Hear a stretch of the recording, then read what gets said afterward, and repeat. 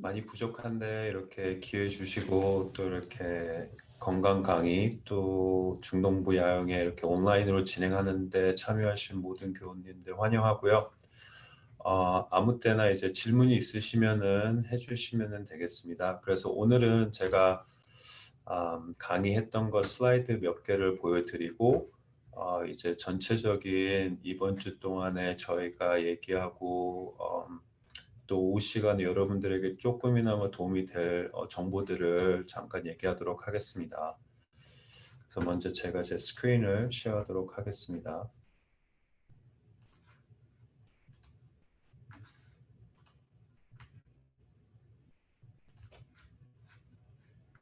네, 제 스크린이 다 보이시나요? 예, 잘 보입니다. 음, 그래서 이제 이번에는 건강 가득한 삶이라는 주제로 여러분과 얘기를 나눌 거고요. 그래서 제가 지금 하고 있는 일은 아침에 말씀드렸다시피 이제 방사선 종양학과를 하고 있습니다. 그래서 좀 생소하신 분들이 좀 많으실 텐데 암을 치료하는 방법이 세 가지가 있습니다. 그래서 수술, 항암, 이제 방사선 치료를 하는데 모든 암이 이 세 가지 치료가 다 필요한 건 아니고요. 이제 어떤 암이냐에 따라서 이 세 가지가 다 필요할 수도 있고 아니면은 이 세 가지 중에 하나만을 가지고도 치료가 가능한 암들이 있습니다. 그래서 방사선 종양학과는 수술하고 굉장히 비슷해요. 그래서 몸 전체를 치료하는 게 아니고 암이 어느 한 곳에 있으면은 이제 그것을 타겟을 해가지고 수술과 비슷하게 로컬 튜머를 치료하신다고 보시면 됩니다. 그래서 이제 방사선 종양학과는 수술과 다르게 몸 어느 곳이 있는지 치료가 가능합니다. 그래서 여기 그림에 보시는 이런 머신 위에 누워 계시면은 이제 환자분이 그냥 엑스레이를 찍는 거랑 비슷하세요. 그래서 누워 있는 상태에서 저희가 CT나 MRI나 PET-CT 같은 이미징을 가지고 이제 암의 로케이션을 보고 이제 이 기계가 이제 엑스레이를 만들어서 그 엑스레이를 가지고 몸에 있는 암을 치료하는 방법입니다. 그렇기 때문에 나이 드신 분들, 환자분들이 계시면은 이제 수술 받기가 굉장히 힘드실 수도 있는데 이제 방사선 치료를 하시면은 뭐 이렇게 수술 같은 거 하실 필요도 없고 그리고 어떤 분들은 이제 이제 수술 받으시려면은 이제 anesthesia 그러니까 마취도 하셔야 되는데 그런 게 이제 건강에 이제 힘드신 분들이 있으신데 방사선 치료 같은 거 그런 것이 전혀 필요가 없기 때문에 이제 나이가 80대, 90대 되신 암 환자분들도 쉽게 이제 치료를 받으실 수가 있습니다. 그렇다고 해서 방사선이 완전히 쉬운 거는 아니고 근데 좀 힘든 부분이 있긴 한데 그래도 이제 많은 분들이 쉽게 치료받으실 수 있고 방사선 치료는 굉장히 짧아요. 그래서 어떤 암이 됐든지 하루에 한 5분 정도면은 이제 치료가 가능하고 대신 한 번에 다 모든 치료를 들을 수는 없고 이제 매일매일 월요일부터 금요일까지 해가지고 4주에서 9주까지 매일 오시면서 치료를 받게 되십니다. 어, 그래서 제가 하는 게 이제 이 방사선 기계를 가지고 암을 치료하는 과가 되겠습니다. 그래서 이것도 오늘 아침에 보여드렸던 슬라이드 중에 나왔는데 이제 작년 5년 동안에 있었던 사람들이 미국에서 살면서 가장 많이 죽는 이유를 보면은 항상 넘버 원은 심장병이었습니다. 그리고 두 번째가 항상 암이었습니다. 그래서 암으로 돌아가시는 사람들의 이제 수를 보면은 이제 매년 조금씩 올라가긴 합니다. 그래서 이제 50만 명에서 60만 명이 매년 이제 암으로 죽는 것을 볼 수가 있고 작년 같은 경우는 이제 코비드 때문에 돌아가신 분이 넘버 3가 됐는데 그럼에도 불구하고 이제 암이나 심장병으로 돌아가시는 분들이 작년에 코비드로 돌아가신 분들보다 거의 한 2배가 많다고 이제 보실 수가 있겠습니다. 그래서 이것도 아침에 드렸던 슬라이드 중에 하나인데 2020년도에 이제 미국에서 돌아가신 분들 모든 데이터를 보면은 330만 명 정도 됐는데 그 중에서 이제 암으로 돌아가신 분들을 보시면 거의 60만 명이 되셔서 2002년도에 이제 병으로 돌아가신 분들 안에서 거의 한 6분의 1이 이제 암으로 돌아가신 것을 보실 수가 있습니다.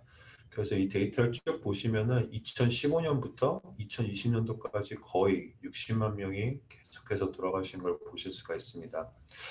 그래서 이 암에 대해서 이제 연구도 많이 일어나고 어떻게 하면은 저희가 더 좋은 치료법을 환자분들한테 줄 수 있는가에 대한 이제 연구나 임상 실험 이런 것들이 굉장히 많이 이루어지고 있다고 보실 수가 있습니다. 그래서 이제 이거 같은 경우는 이제 암 환자들 가지고 데리고 이제 2020년, 2019년 여태까지 나온 모든 데이터를 가지고 이제 쭉 이제 2021년도는 어떨까 하고 이제 예상을 하는 데이터인데 보시면은 남성분들, 여성분들 다 해서 거의 한 200만 명 정도의 새로운 이제 환자분들이 암 환자들이 미국에 나올 거고 아마 비슷하게 한 60만 명 정도의 분들이 이제 암으로 돌아가실 거라는 데이터가 나와 있고요. 그래서 남성분들에서 가장 많이 걸리는 암은 이제 전립선암 남성분들은 여성분들은 유방암 그리고 2, 3위는 똑같아요. 그래서 여성분들, 남성분들 이제 폐암으로 두 번째로 많이 걸리시고 그리고 세 번째는 이제 직장암, 대장암 그리고 이제 네 번째부터 열 번째까지는 살짝의 차이가 있습니다. 그리고 이제 그 탑3 암으로 이제 가장 많이 이제 미국에 사시는 분들이 돌아가시는 암이 되고 그리고 이제 전립선 암이나 유방암이나 폐암이나 이제 직장암, 대장암 같은 경우는 워낙에 많은 사람분들이 걸리시기 때문에 굉장히 많은 돈을 투자를 해서 이제 약들도 매년 새로운 약들이 개발이 되고 또 이제 환자분들 임상 실험도 굉장히 많이 있기 때문에 유방암이나 전립선암 환자분들이 굉장히 많이 매년 동안 걸리는 걸 보실 수 있지만 그거에 비해서 돌아가시는 분들을 보면은 거의 한 10분의 1에서 한 8분의 1 정도 그렇기 때문에 아직도 다는 이제 저희가 고치지 못하지만 그래도 유방암이나 전립선암 같은 있으신 분들 한해서는 많은 분들이 이제 큐어가 되시고 그렇게 안 되신 분들 중에서도 이제 암을 계속해서 치료하셔서 삶을 계속 사실 수 있게 저희가 도와드리는 부분이 많이 있습니다. 근데 이제 다른 암들을 보시면은 특히 여기 폐암 같은 거를 보시면은 확률이 그렇게 좋진 않아요. 이게 이 데이터는 이제 2021년도에 폐암이 걸린 사람이 그 암 때문에 죽는다고 그런 데이터는 아니고 이게 걸리는 사람 2021년도에 새롭게 걸리신 분들 그리고 2021년도에 이제 폐암으로 죽으신 분들 그러니까 2021년도에 걸려서 죽으신 분들이 아니고 그냥 따로따로 이렇게 뭉쳐놓은 데이터인데 폐암 같은 경우는 많이 걸리시는데 그만큼 고치기가 힘들어요 아직까지도. 그래서 매년 이제 새로운 이제 치료법이 나오기는 하는데 아직까지도 고치기 힘든 암 중에 하나라고 보실 수 있고 또 가장 고치기 힘든 암 중에 하나가 팬크레스 캔서 해가지고 이제 췌장암이 되겠습니다. 그래서 췌장암 같은 경우도 이제 남성분이나 여성분들에서 거의 1년에 6만 명 정도 케이스가 있는데 굉장히 고치기가 힘듭니다. 그래서 여기 보시면은 3만 명이 남성분들이 걸리실 건데 돌아가시는 분도 거의 비슷해요. 그래서 췌장암 같은 경우는 아직까지도 오랜 기간 동안에 저희가 임상 실험을 하고 치료법을 계속 향상을 시키려고 해도 아직까지도 고치기 가장 힘든 암 중에 하나라고 보실 수가 있습니다. 그래서 이번에는 내일부터 이제 강의를 통해서 좀 더 이제 암 하나 하나를 더 얘기를 할 텐데요. 그래서 내일은 이제 전립선암 그리고 이제 셋째 날에는 유방암, 그 넷째 날은 대장암과 직장암에 대해서 얘기를 해드리고 어떤 치료 방법이 현재 있고 그리고 어떻게 하면 저희가 또 이런 암들에서 대비해서 더 건강하게 지내실 수 있는지에 대해서도 제가 좀 더 인포메이션을 드리도록 하고 그리고 또 이제 저희가 아는 건강하게 예방하는 것 이외에 현대 의학이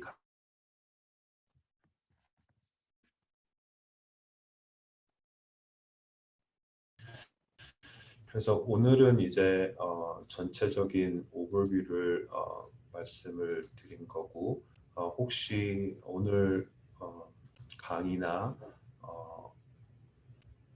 암에 대해서 전체적인 질문이 있으신 분들이 있으시면은 해주시면은 그거에 대한 답을 하도록 하겠습니다. 우리 시리님 문자로 질문 있으시다고 말씀하셨는데 우리 시리님 뮤트 푸시고 질문해 주시면 되겠습니다.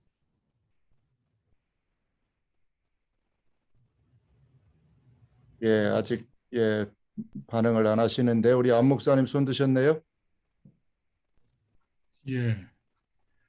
손 목사님 오늘 강의 정말 많은 감동을 받았고요. 사실 제가 이번 목요일 날 뇌 종양 수술을 받습니다. 지금 하나님의 치료 방법 가운데 모든 것을 맡기고 사실 병을 이제 7월 12일 날 레디올로지를 했어요. 7월 12일 날. 그래서 그렇게 하고 우리 이제 뉴로서저리 닥터를 19일 날 만났고 열흘 만에 수술 날짜가 잡혔습니다. 물론 그 가운데 하나님의 섭리하심이 있는데 정확한 진단명은 뇌수막종입니다. 사이즈는 좀 크고요. 그다음에 일단 MRI 상의 소견은 양성이라고 하는데 뭐 그거는 이제 적출을 하면서 조직 검사를 해야 되는 거니까. 그래서 지금 목요일 날 대략 우리 닥터가 얘기하기를 한 7시간 걸린다고 합니다.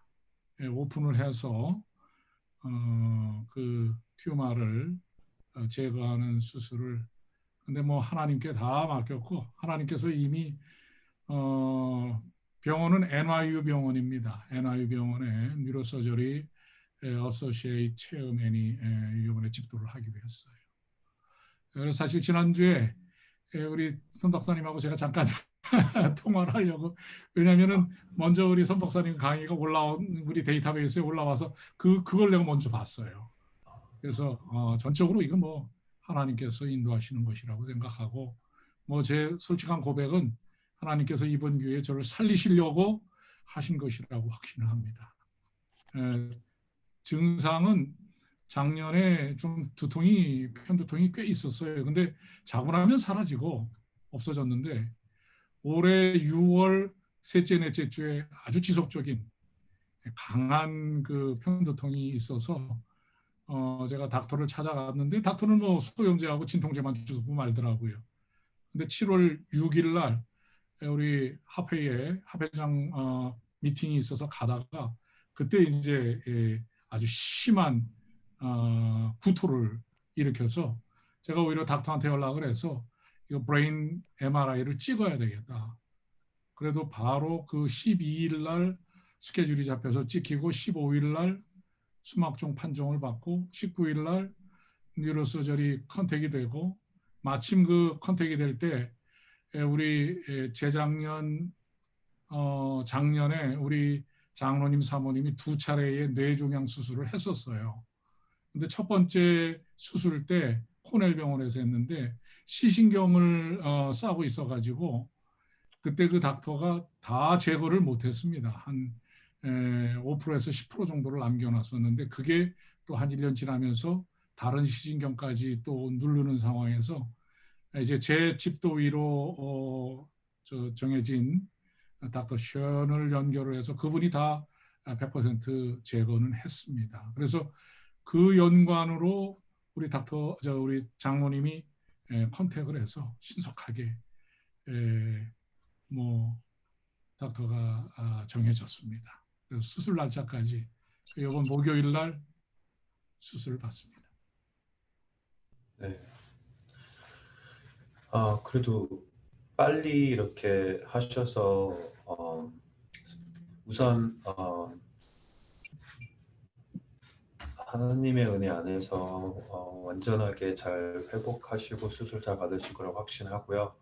예. 이 슬라이드를 하나 보여드리면은 이제 보통 뇌 수막종은 수술하기 전에 바이옵시를 저희가 거의 안 합니다. 그래서 이제 목사님이 말씀하신 것처럼 심틈들이 굉장히 이제 뭐 편두통이라고 생각했는데 그것들이 굉장히 심해지고 편두통뿐만 아니고 이제 만약에 암이 이 종양이 점점 커지면은 이제 뭐 구토도 하고 아니면은 뭐 어떤 신경의 변화가 생기기도 하고 뭐 어떤 분들은 이제 로케이션에 따라서 이제 시력이 좀 감퇴가 된다거나 귀가 조금 안 들리기 시작하거나 아니면 얼굴이 좀 저리거나 얼굴의 한 부분이 잘 안 움직이거나 이제 뭐 삼키실 때 좀 문제가 있으시거나 하신 분들이 계신데 이 MRI 사진을 보여드린 것처럼 대부분의 이제 수막종은 이제 뇌를 둘러싸고 있는 막에서 이제 시작하고 뇌 자체에서 시작하는 종양이 아닙니다. 그래가지고 이제 뇌를 싸고 있는 막에서 시작되기 때문에 대부분의 수막종은 이제 뇌 밖에서부터 자라가지고 뇌를 이제 점점 자라면서 누르기 시작하기 때문에 그러면서 그것 때문에 이제 심틈이 이제 나타나기 시작하고 이런 수막종 같은 경우는 굉장히 천천히 자라기 때문에 어느 한순간에 1년, 2년 안에 자라는 게 아니고 보통 1년에서 말씀드렸듯이 1에서 3mm씩 자란다고 보시면 돼요. 그렇기 때문에 굉장히 천천히 자라는 뇌종양이기 때문에 이 심틈이 갑자기 나빠지는 경우도 있긴 한데 점점 되게 천천히 오랫동안 있는 경우가 있습니다. 그래서 이런 경우는 정말 수술이 제일 좋은 방법이고 수술로 이거를 다 제거할 수 있는 가능성이 굉장히 좋습니다. 이런 식으로 이제 뇌 밖에서 누르고 있는 경우는 그래서 이제 목사님 같은 경우도 이런 식으로 이제 종양이 발견되신 거면은 수술하시면은 100% 이제 완치됐을 수 있는 가능성이 있으시고 그렇게 다 제거가 되면은 수술 자체만으로도 재발할 수 있는 가능성은 굉장히 낮다고 보시면 되고요. 그렇기 때문에 우선 이 MRI를 통해서 저희가 이제 뇌 수막종이라고 이제 환자분들한테 진단을 해드리는데 우선 수술을 하시고 이제 수술한 다음에 그거를 이제 저희가 보고 그레이드를 정합니다. 그래가지고 그레이드에 따라서 이제 이게 잘하는 것들이 살짝 낮아지기 때문에 대부분 이제 되게 수막종이라고 걸리신 분들 한해서 80% 이상의 분들은 그레이드 1이세요. 80에서 85%는 그렇기 때문에 그레이드 1이신 분들은 이제 수술하시면은 거의 이제 완치가 되신다고 보시면 되고 만약에 조금이라도 남으셨더라도 그게 자라는 게 굉장히 낮기 때문에 수술 이외에 바로 다른 치료를 하실 필요도 없고 기다리면서 이게 어떻게 변하는지를 보고 근데 그게 10년, 20년이 지나도 안 자랄 가능성도 굉장히 높기 때문에 그레이드 1이면은 수술하시고 그냥 1년에 한 번씩 MRI 찍으면서 검사하시는 방법이 있고요.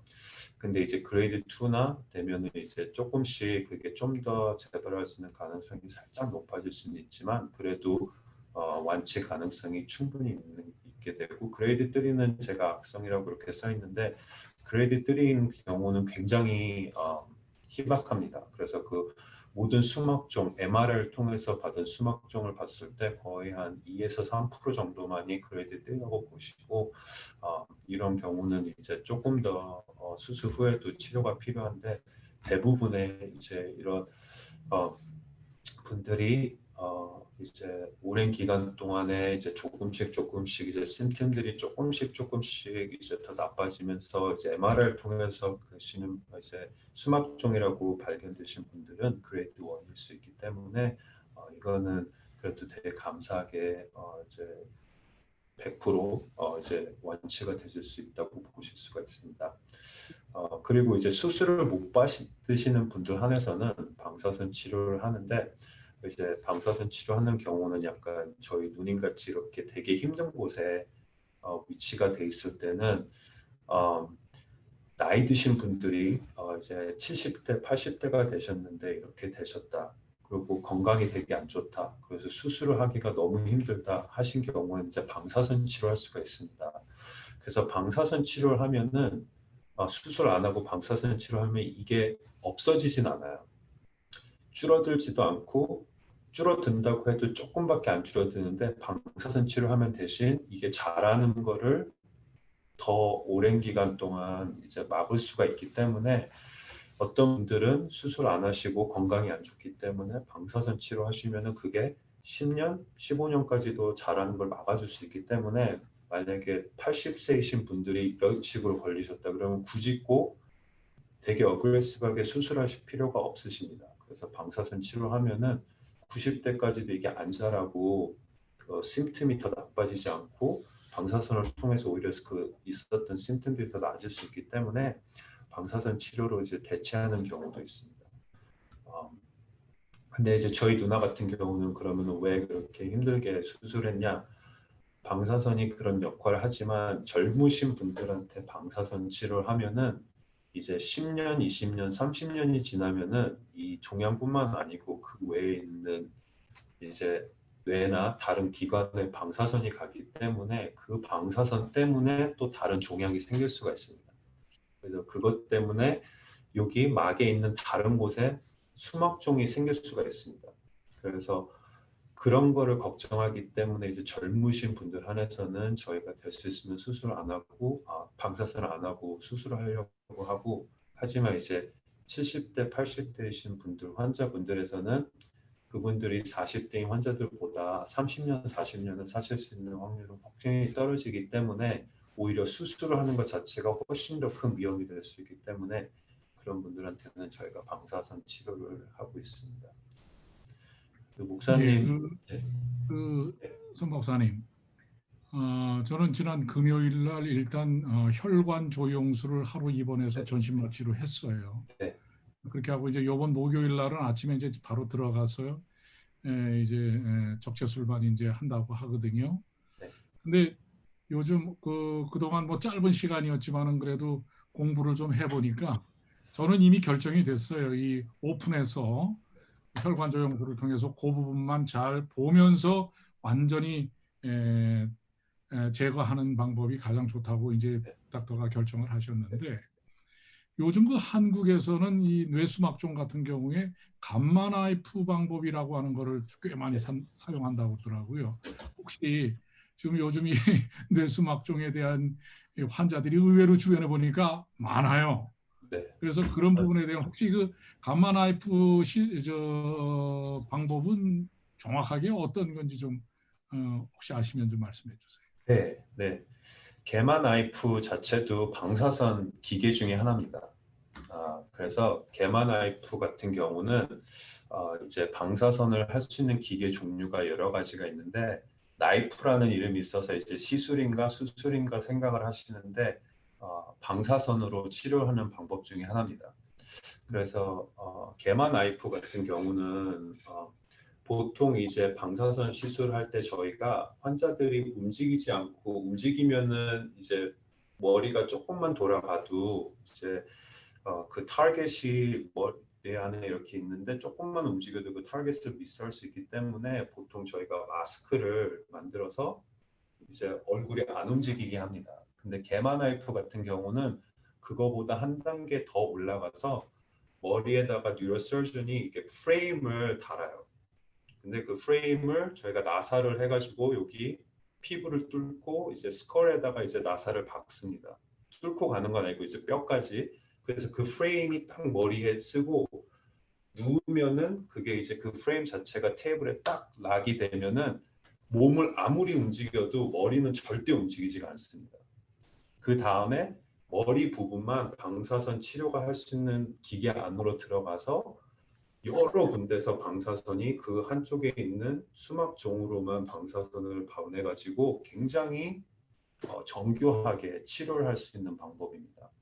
그래서 이제 똑같이 이제 수막종이 여기 이제 같은 수막종이 조그만 수막종이 이렇게 있으신데 나이가 있으시고 수술하는 것 자체가 힘드실 수 있는 분들한테서는 개만하이프를 하시면은 더 정교하게 더 많은 양의 방사선을 더 이제 보낼 수 있기 때문에 데이터를 통해서 개만하이프를 하면은 조금 더 그 성과가 좋다, 아웃컴이 좋다는 결과가 있어서 그것도 이제 방사선 치료하는 방법 중에 하나가 된다고 보시면 되겠습니다.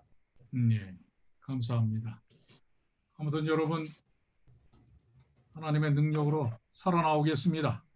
네, 기도해 주세요. 기도하겠습니다. 네.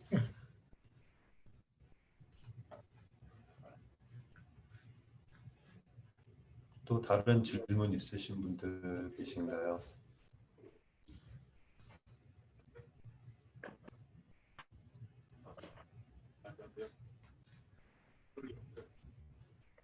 김병호 목사님 뮤트돼 있습니다 지금.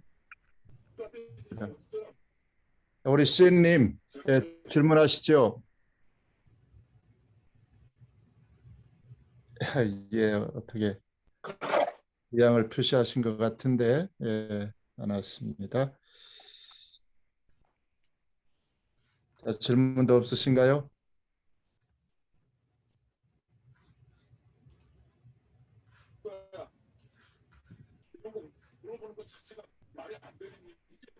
그러면은 제가 이거 하나를 보여드리도록 하겠습니다. 그래서 앞으로도 이제 강의하면서 여러 개를 보여드릴 텐데 지금 이 화면에 보시면은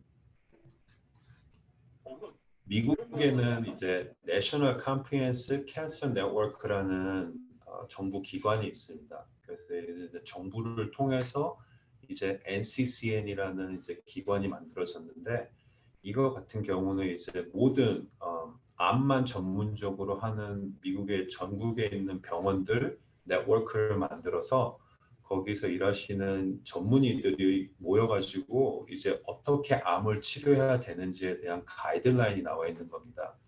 그래서 여기 보시면은 이제 treatment by cancer type 해가지고 진짜 저희가 생각하고 알 수 있는 모든 암들을 어떤 식으로 치료해야 되는지에 대한 가이드라인이 쭉 나와 있습니다. 여기 보시면은 루키미아, 이제 백혈병 종류도 여러 가지가 있기 때문에 백혈병 종류, 여기 보면은 이제 피부암, 여기는 이제 혈액암, 여기 보면은 방광암, 본암 이런 식으로 쭉 나눠지게 됩니다. 그래서 보시면은 암의 종류도 너무 많아서 그거에 따라서 전문의들이 따로 있고 그거에 따라서 이렇게 다른 종류의 이제 치료 방법이 나오게 됩니다. 그래서 제가 이번에는 여러분들하고 이제 폐암에 대해서 얘기를 안 하는데 폐암에 대해서 좀 한번 보시면은 이제 여기 보시면은 가이드라인이 쭉 나옵니다. 그래서 여기 보시면은 이제 환자들한테는 어떤 식으로 이제 해야 되는지, 그래서 아직까지는 제가 한국말로 되어 있는 가이드라인 아직 못 봤는데 아마 NCCN에서 그 다른 이제 언어로도 이제 이거를 번역을 해서 이제 나올 거라고 생각을 하는데, 여기 보시면은 이제 제일 위에 있는 것들이 이제 가이드라인이라서 1년에 몇 번씩 업데이트가 됩니다. 그래서 여기를 보시면은 이제 이런 식으로 이제 폐암 같은 경우는 두 종류가 있는데 그래서 하나는 non-small cell 폐암이 있고 small cell 폐암이 있는데 이거는 이제 non-small cell 폐암입니다. 그래서 보통 폐암이 걸리신 분들의 70에서 80%가 이 암에 이제 걸리시게 되는데 이거 같은 경우는 이제 벌써 2021년도인데 버전 5예요. 그러니까 계속해서 이제 데이터가 나오고 임상 실험이 나오고 새로운 이제 인포메이션이 나오면은 그걸 통해서 계속 업데이트를 해줍니다.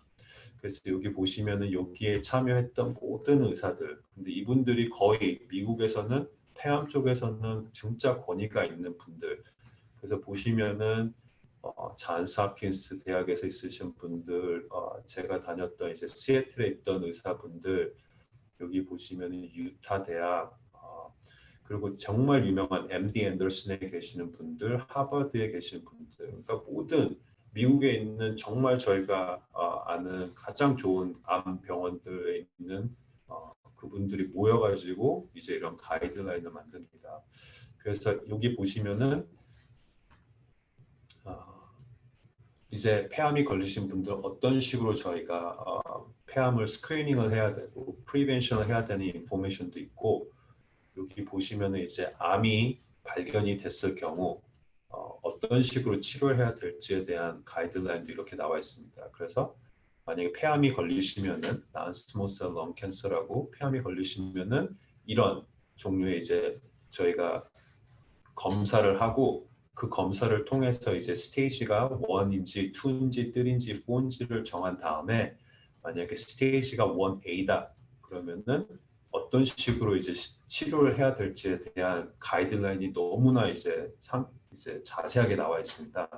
그래서 어떤 면에서는 이제 암 의사로서 좀 편하게 됐죠. 그래서 이런 가이드라인이 거의 모든 암에 있기 때문에 어느 병원을 가시든지 암 이제 의사를 만나시면은 이거를 통해서 이제 치료하게 됩니다. 그래서 이제 스테이지 1A 라고 하면은 이제 폐암 같은 경우는 1기인데 1A면은 가장 작은 사이즈 암이에요. 그래서 다른 데로 전이가 된 게 하나도 안 보이고 폐 안에만 있고 2cm 미만의 암이 있는 경우가 이제 스테이지 1A가 되십니다. 그런 경우에는 두 가지 방법이 있어요. 하나는 이제 뭐를 하냐면은 이제 폐암 같은 경우는 폐에서 이제 몸 안에 있는 이 가운데에 있는 이제 임파선으로 전이가 될 수 있는 가능성이 굉장히 높기 때문에 이 임파선에 여기 가슴 가운데 있는 임파선에 있는 임파선들 몇 개를 이제 바이옵시를 해가지고 거기에 혹시 암이 있나 없나를 검사한 다음에 그게 안 보여서 정말 이 폐 안에만 암이 있다고 생각하시는 분들에서는 두 가지 방법이 있습니다. 치료하는 방법이. 하나는 수술이 가능하신 분들 한해서는 저희가 수술을 하시라고 권장을 하고, 근데 폐암이 있으신 분들은 대부분 이제 나이도 있으시고 담배도 피시고 하기 때문에 폐나 심장의 건강이 너무 안 좋아서 수술을 받으실 수 없으신 분들이 계세요. 그런 분들한테서는 여기 보시는 definitive RT라고 나왔는데 그게 뭐냐면 방사선 치료입니다. 이런 분들은 스테이지 1A인 경우는 항암 치료가 필요 없으세요. 그래서 방사선 치료만 하셔도 이제 이게 완치가 되실 수 있고, 수술이 가능하신 분들은 수술하시고, 그러면 어떤 분들한테 저희가 수술하고 방사선을 말씀드리냐면은 이제 보통 젊으신 분들, 아까 말씀드렸다시피 젊으신 분들, 건강하신 분들 한해서는 아직까지도 수술하는 게 가장 이제 저희가 제일 먼저 권장하는 방법이고, 하지만 이제 나이가 드셔서 70대, 80대인데 이런 게 걸리신 분들 한해서는 수술하는 것 자체도 위험하기 때문에 그런 분들한테 이제 방사선 치료하라고 저희가 이제 권장을 해드립니다. 그래서 이런 식으로 보시면 이제 스테이지 1B는 어떤 식으로 치료를 해야 되는지, 스테이지 1B에서 3가 되면은 이제 어떤 식으로 이제 치료를 해야 되는지, 그리고 이제 스테이지 3A 해가지고 이제 어떤 식으로 치료해야 되는지에 대해서 상세하게 나와 있는 이제 가이드라인이 돼서 이제 한국에 계신 의사분들도 이제 NCCN 가이드라인을 보시면서 이제 환자분들 치료하시는 경우도 되게 많고, 미국은 모든 분들이 암을 치료하시는 모든 분들이 이 가이드라인을 통해서 이제 환자분들을 치료하고 계십니다. 예, 감사합니다. 그러시면 하여튼 오늘 우리 말씀 주신 박사님 감사드리고요. 또 참여해 주신 여러분들 진심으로 감사하고 또 내일 또 더 많은 분들과 함께 또 귀한 이 건강 기별을 함께 나눌 수 있으면 좋겠습니다. 다 참여해 주시면 감사하겠습니다. 자, 혹시 지금이라도 질문하실 거 있으신가요? 예, 없으시면 우리 손영우 박사님 기도로 오늘 오후 부스 강의 마치도록 하겠습니다. 기도 부탁합니다. 네, 그럼 다 같이 기도하도록 하겠습니다. 하나님 아버지, 오늘 이렇게 주님의 은혜로 저희가 다 같이 모여서 야영회를 하지 못하지만 온라인으로도 이렇게 많은 성도님들과 같이 모여서 시간을 보낼 수 있도록 인도해 주신 주님의 은혜 감사드리고, 이 모든 것이 가능하게 옆에서 뒤에서 이제 일하시는 모든 목사님들과 여러분들에게 너무나 감사를 드립니다. 이 시간을 통해서 저희가 주님과 더 가까워지는 계기가 될 수 있도록 도와주시고 지금 이 순간 어떤 저희 몸의 건강의 문제나 정신적인 문제나 어떤 문제가 있든지 염려하지 말고 오직 모든 일에 기도와 간구로 저희 구할 것을 감사함으로 드리라는 하나님의 말씀에 순종하고 그러면 하나님께서 주실 수 있는 정말 세상이 줄 수 없는 평안을 주신다는 주님의 약속을 굳게 믿으면서 매일매일 살아가는 저희 모두가 되도록 도와주세요. 남은 아멘. 하루를 주님께 온전히 맡기고 주님께서만이 온전히 영광 받아 주시는 이 하루 되기를 예수님 이름으로 간절히 기도드립니다. 아멘. 감사합니다. 예, 또 편한 남은 시간 되시고요. 내일 또 뵙겠습니다.